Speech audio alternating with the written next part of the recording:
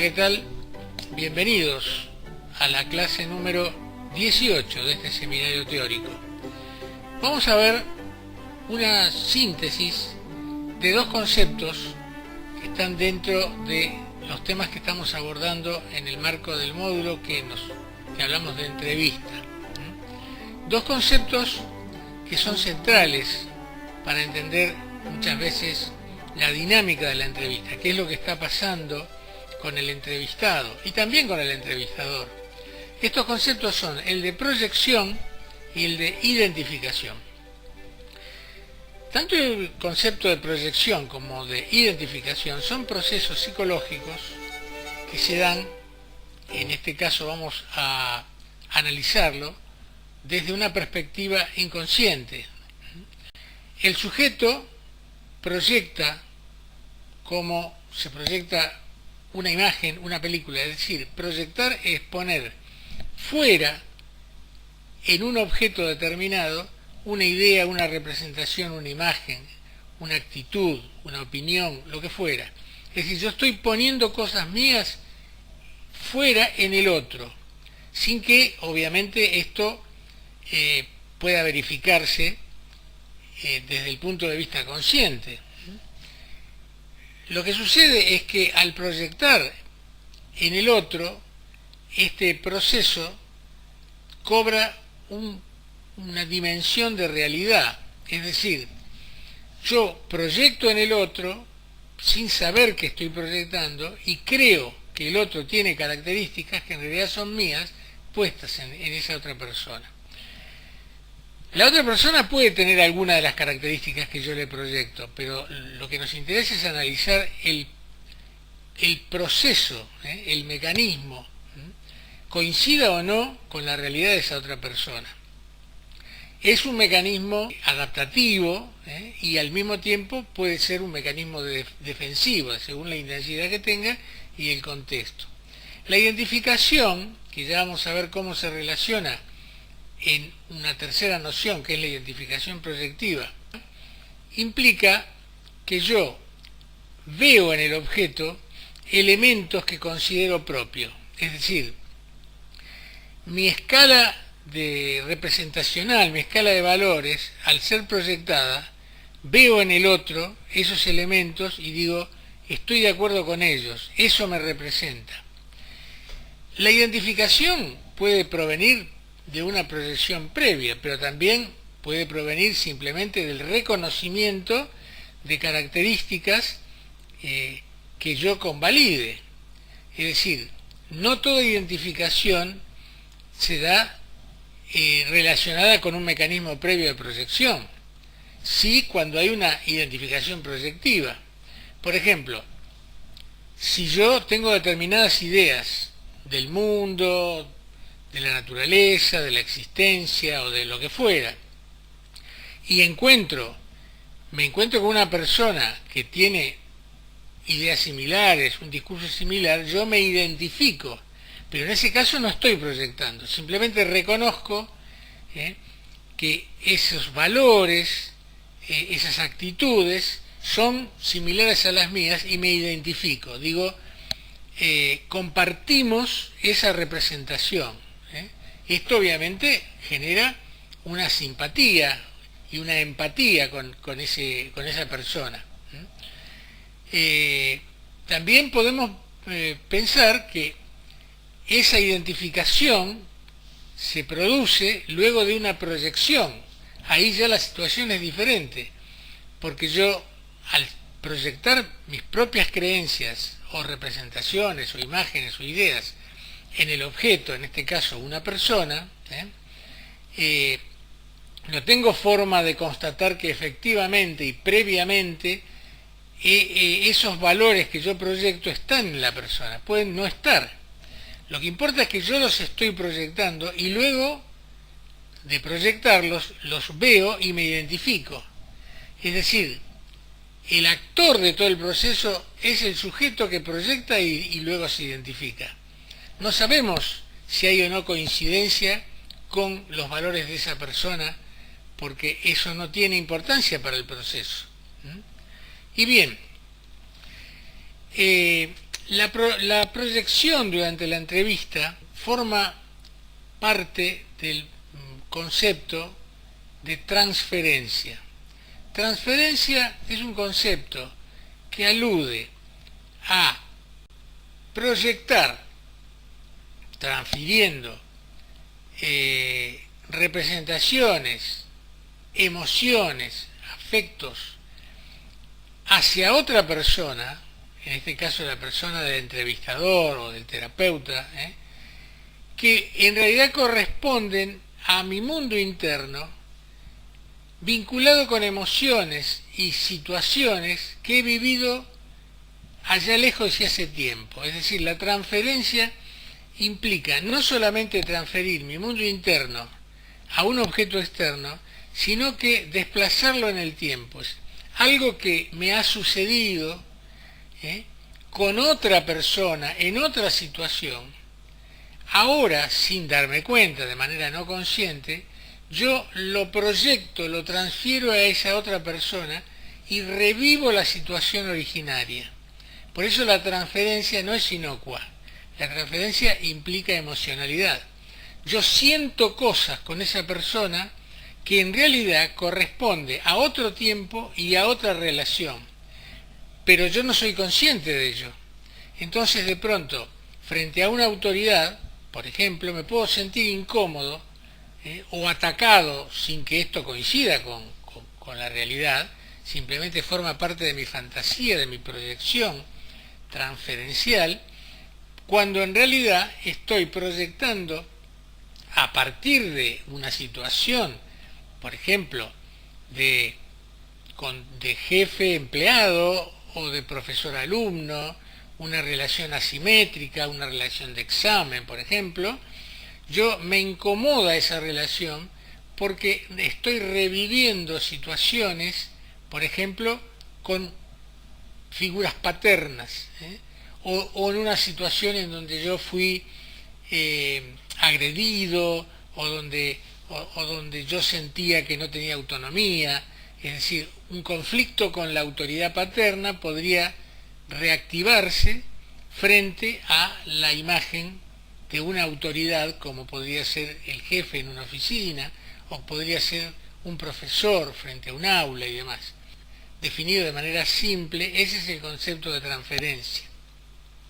Y bien, con respecto a la identificación proyectiva, que justamente aúna estos dos mecanismos, proyección e identificación, es un mecanismo o un proceso, me gusta llamar a mí, muy frecuente, y en realidad tiene por lo general 4 etapas este proceso de identificación proyectiva.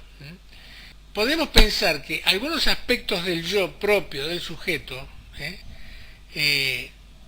o un objeto llamado objeto interno, una representación interna, por ejemplo, en principio es escindido, es decir, es sacado de su contexto original, y en un segundo momento es proyectado hacia un objeto externo, por ejemplo, como decíamos, la figura del entrevistador, al que luego se le atribuye como propio de ese objeto esos elementos proyectados, pero luego se lo vuelve a internalizar, es decir, algo que era mío y yo no reconozco como mío, de pronto lo proyecto en el afuera, lo reconozco como si existiera y lo introyecto, lo vuelvo a meter dentro de mí, diciendo algo así como, eso que yo observo es lo que quiero para mí.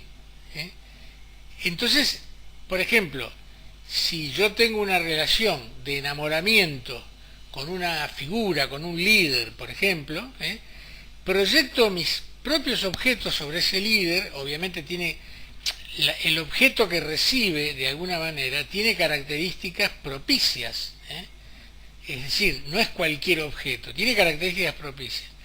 Entonces, una vez que yo proyecté, por ejemplo, es un ser que tiene características extraordinarias por lo que dice, por cómo resuelve las cosas, es una suerte de Mesías, ¿no?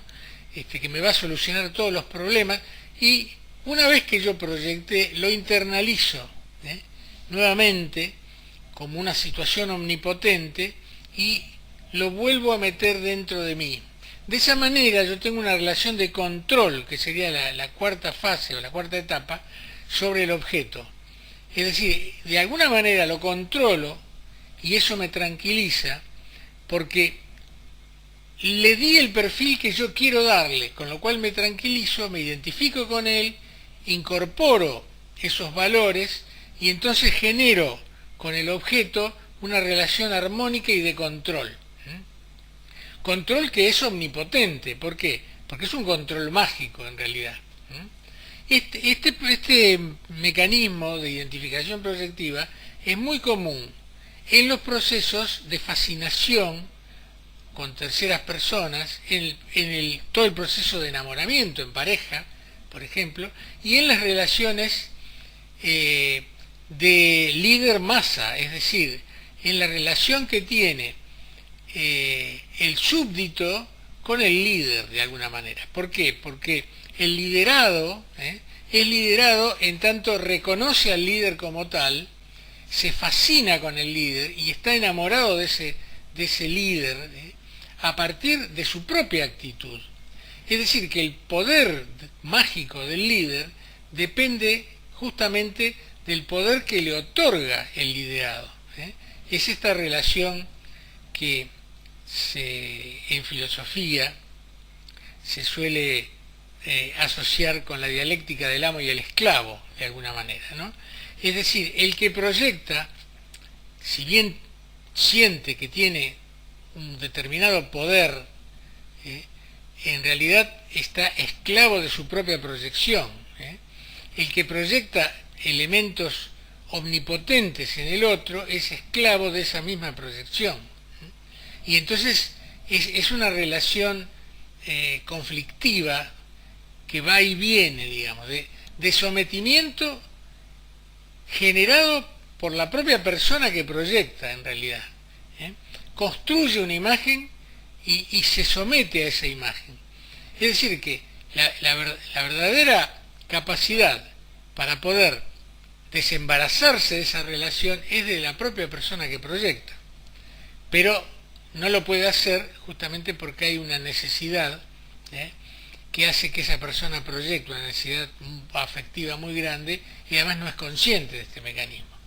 Bien, para terminar, mencionaremos algunos aspectos del desarrollo de la ansiedad durante la entrevista, ansiedad que puede darse justamente mientras tanto se da este proceso de relación, proyección e identificación.